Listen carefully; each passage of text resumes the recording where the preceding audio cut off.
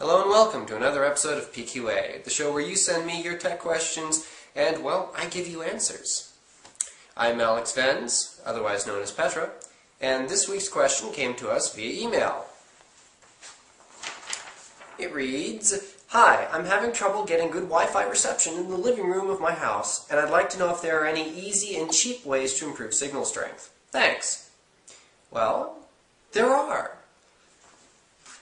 What we're going to do in this episode is I'll show you how to make one of these little guys. It's called a Windsurfer. A lot of you have probably seen this before, but for those who haven't, these things work great. It's basically a little parabolic reflector to put on the antenna of your wireless access point, router, whatever, and it really does provide a pretty substantial signal boost. It's also directional, so if you happen to have a particular dead spot in your house, you can tilt it around and actually hit that dead spot and you'll have signal there.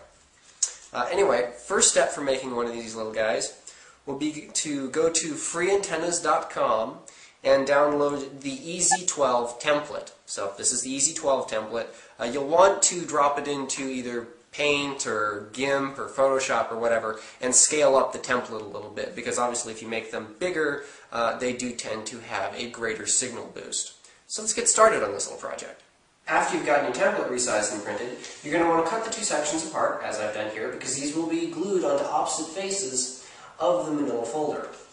After you've gotten them cut apart, you're going to want to collect the rest of your materials. So grab your manila folder, your aluminum foil, a canvas brown adhesive, and some newspaper just to kind of protect whatever surface you're going to be working on from the overspray from the glue, and just kind of start putting everything together. You're going to want to glue the template pieces to opposite sides of the folder, like that. And then the side that has the actual parabolic reflector on it, which would be the rectangular template piece, to the back of that side of the manila folder, you're going to want to glue the aluminum foil.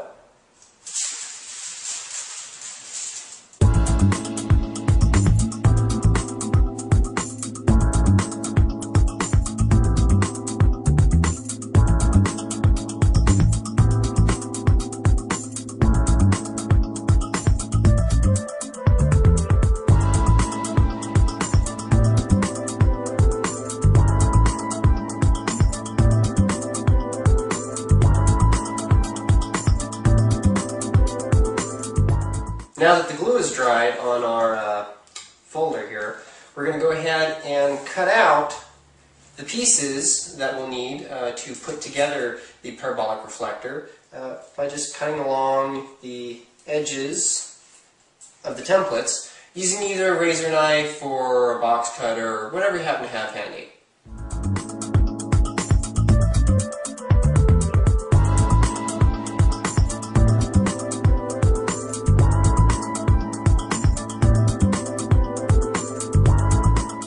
Once you have your pieces all cut out, what we're going to do is insert these tabs into the corresponding slot on the reflector portion.